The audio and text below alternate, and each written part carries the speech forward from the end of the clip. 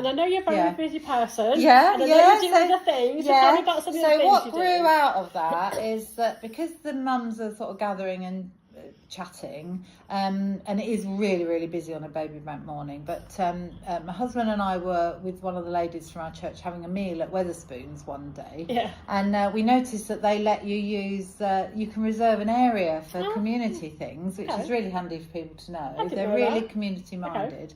And so we reserve on a Tuesday morning. We've started a group called Chatterbox, which is it's really very simple. We just reserve an area, and then the drinks in there are only £1.19. That's so quite I'm a reasonable. good advert for Wetherspoons. Yeah. And you get free refills. Yes. So we just invite anybody who's around to come and get a drink, and just come and join us. And we have a little area, and there's a few of us that are hosts. Yeah. So we make sure nobody's on their own. And so for people like mums with babies or elderly people who are on their own, we've had quite a few. We've only been running it a few weeks, but it's been fantastic. So there were 14 people there last week, and it's great because it's just a place to sit, and instead of having a coffee on your own, a place to go and sit and have a drink with someone else. So what it's called Chatterbox? Yeah, we called it Chatterbox because everyone can come and chatter. So it's all just very simple. It's just facilitating a space for everybody to get together, and of course there's no washing up for anybody because Wetherspoons on a Tuesday morning from 10 till 11:30, and that's every week. Yeah, and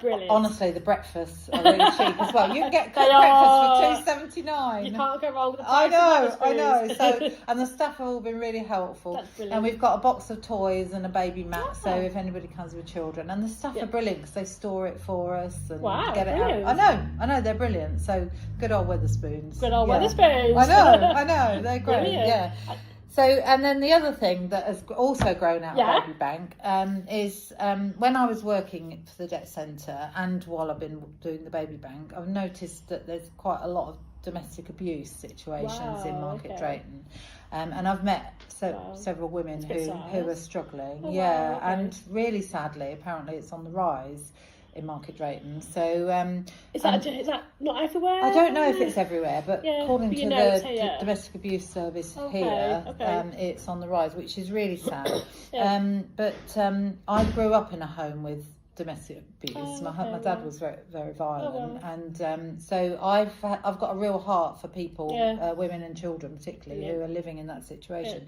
And I just felt that I wanted to start a group a bit based on what Kat does with Little Footprints, like a peer support group. Because I know there's council help and there's women's aid, but I just thought it'd be good to get people together who perhaps have experienced it or are experiencing it or have survived domestic abuse. So next Thursday, 16th of October, and it's going to be the third Thursday of every month, I'm starting a group called The Well, and the idea is like women gathering around a well, supporting one another, chatting about, their experiences.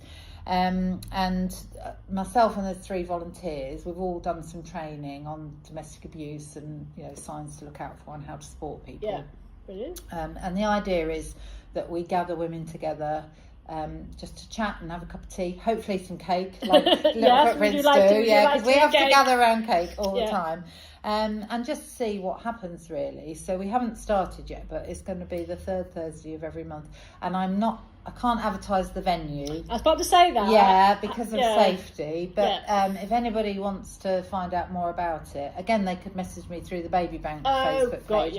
Or Freedom Church have got a Facebook page as well, so they could message through that and find out about it and chat to me. So we're looking forward to starting that, and I've been in conversation with West Mercia Women's Aid, so they're aware of what we're doing. Brilliant. Shropshire Domestic Abuse Service, so they're aware. The police, so everybody's working with all the other agencies. But this is going to be not professionals advising people. This is going to be peer support, sort of chatting about our experiences and maybe looking at some of the practical issues around domestic abuse. So why do you think the peer support is important then? I mean, I know there is a lot of professional support around, but I think think if somebody's going through a situation, particularly one that can be quite embarrassing to talk about, it's quite helpful to be with somebody else who perhaps understands what that's like. And people don't. Sometimes people are a bit nervous of statutory agencies because they think, are they going to take my children away, or you know, what's going to happen? Is somebody going to see me going into an official building, that kind of thing? Whereas if it's just a group of women meeting as friends, hopefully it'll be a safe place for them, and they'll feel that, you know, they can unburden. I mean, we can refer them to agencies if they want us to. But as it is, we can just support one another. See, I've worked in my past life. I've worked for a community bank, and we've spent a lot of time, and we saw the difference over COVID about the financial abuse and how tends to be women are more likely to stay in a home with domestic abuse because they control their finances. So over COVID, there was a big increase and we did a lot of big awareness about recognising that sign. And so if someone's in control of your bank balance, doesn't let you spend money. So tell me some of the other signs that you I found it really interesting doing the training, because I thought I'd got a really good handle on it, because I've worked with so many people who've experienced it.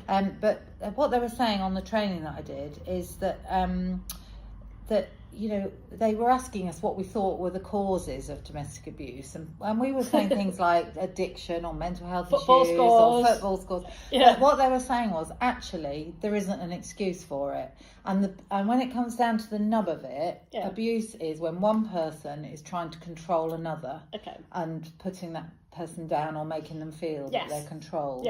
So there are some people out there who perhaps don't even realise they're in an abusive relationship, but if somebody is controlling your movements or what your you finances, who you meet, you know, where you work, whether you work or not, then it could be that you're in an abusive situation. And I have worked with clients who financially have been forced to sort of take out loans and have been left with the debts from that. So it could be emotional, it could be financial, sexual or physical abuse, it could be any of those things. So it's just really important for people to realise that whether they are in that abusive relationship or not, and often people do make excuses for their partner, but there isn't an excuse. You can't say, oh, they've got anger issues, or you know, they're, you know, that's just the way they are. I think it's an important lesson. It is. So if somebody listening is in that situation, then you can seek help, and there's the National Domestic Abuse Helpline. So if someone's in Market Drayton and they're not quite sure, but I've maybe listened thinking, oh yeah, I can recognise some of the symptoms, they can just message you and then just find out about if they message me through I can give the phone number if you like. The phone number to contact is 07494 272 388. 07494 272 388, and that's my baby bank phone.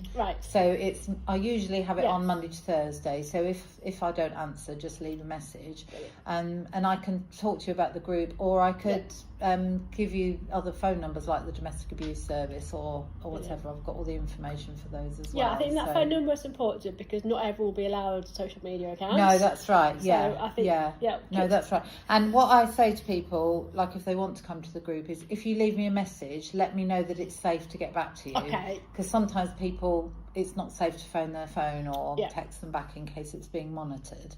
But just let me know if it's safe to come back. But that's really good advice. Because I don't want to cause any more trouble for anybody by getting back to them. So so hopefully it'll be a way of reaching women. And I know people have said, oh, what about men? Because men are abused as well.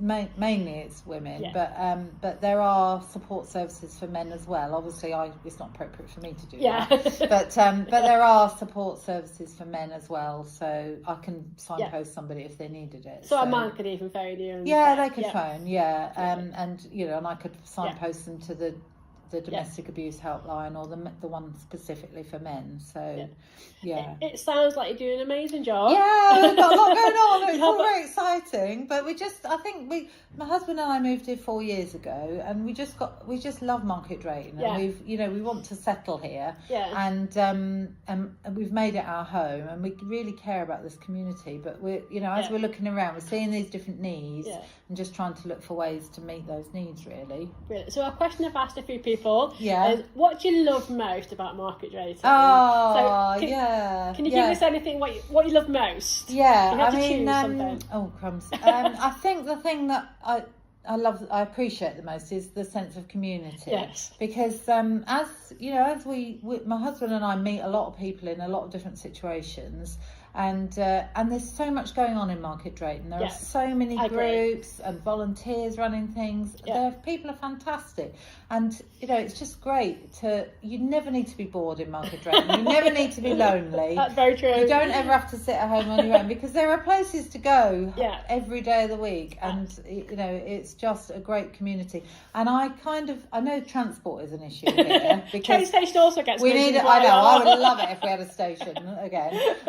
But because we've, it's sort of a bit like an island. That's how people describe Market Drayton, because unless you've got a car, you can't get anywhere. Right. But because of that island, I used to live on the Isle of Wight, so I know what it's like living on an island. But because of that island, I think that makes people pull together, because we all sort of you try and help each other and have the facilities within your own community. That's really interesting, because when I've actually asked this question, everyone says the same thing. It's people, it's people's community. The people, And I totally agree with them. I'm glad to be here and part of that. Yeah, and I know it's got its issues, and there are some problems, but there are a lot of people doing a lot of good stuff.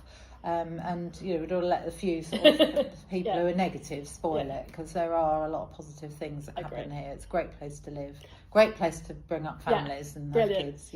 Well, thank you for joining us. I'm sure we'll talk again, because I'm sure next time we talk you'll be doing something There'll else. Be something else. We'll keep in contact, and we'll share news as you're doing stuff and brilliant. Now. And I look forward to seeing it start. So it'd be good to talk to you again.